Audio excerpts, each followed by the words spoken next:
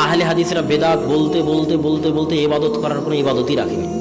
বলে না আরে 20 রাকাত সালাত আদায় করবো তারাবির, সেটাকেও এরা বাদ দিয়ে দিল। একসাথে হাত তুলে দোয়া করবো, সেটাও বাদ দিয়ে দিল। বাদ দিতে দিতে দিতে দিতে ইবাদত করার মতো কোনো ইবাদতই নাই।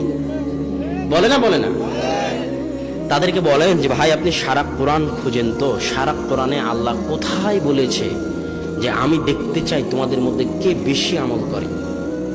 আপনিও খুঁজবেন সারা কোরআন, যে সারা কোরআনে আল্লাহ কোথাও বলেছে নাকি যে আমি দেখতে চাই তোমাদের মধ্যে কে বেশি আমল করবে।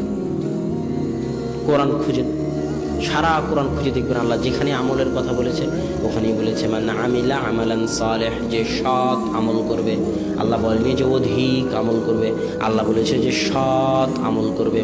আইয়ুকুম আহসানু আমালা, আল্লাহ পরীক্ষা করতে চান কে তোমাদের মধ্যে উত্তম আমল করেন। আল্লাহ বলেননি কে তোমাদের মধ্যে অধিক আমল করেন। সারা কোরআন খুঁজেন। আমার চ্যালেঞ্জ, আপনি আমার কথা কেন বিশ্বাস করবেন? কোরআন খুঁজে দেখেন। আল্লাহ সব জায়গায় যেখানে আমলের কথা বলেছেন ওখানে কি আমলের কথা বলেছেন? সৎ আমল। কি আমলের কথা বলেছেন? উত্তম আমল। সৎ আর উত্তম। তুমি যে 1000 রাকাত সালাত আদায় করো বেটা, আর ওই 1000 রাকাত সালাত যদি উত্তম না হয়, যদি সৎ না হয়, তো 1000 রাকাত সালাত জান্নাতে নিয়ে যাও দূরের কথা, জাহান্নামে নিয়ে যাবে।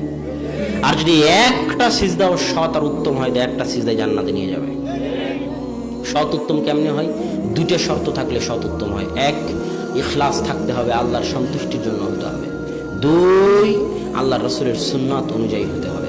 আল্লাহ রসুলের সুন্নাতের উপর মাতাব্বরি করা যাবে না, বাটপারি করা যাবে না, বেশি ইলমের দাপট দেখানো যাবে না, বেশি যুক্তিতর্ক দেখানো যাবে না। যেভাবে আল্লাহ রসুল বলেছে পারলে ওভাবে করো, না পারলে বাদ দিয়ে দাও, কিন্তু ঠিক হুবহু আল্লাহ রসুলের সুন্নাত অনুযায়ী হতে হবে। আর ইখলাস আল্লাহর সন্তুষ্টির জন্য হতে হবে। এই দুটার একটা শর্ত যদি ছুটে যায়, তাহলে আমল যত বেশি হোক, দেখতে যত ভালো লাগুক, দেখতে যত সুন্দর মনে হোক, ওই আমল জান্নাতে নিয়ে যাওয়া তো দূরে থাক, ওই ভালো আমলটা জাহান্নামে যাওয়ার কারণ হয়ে যাবে।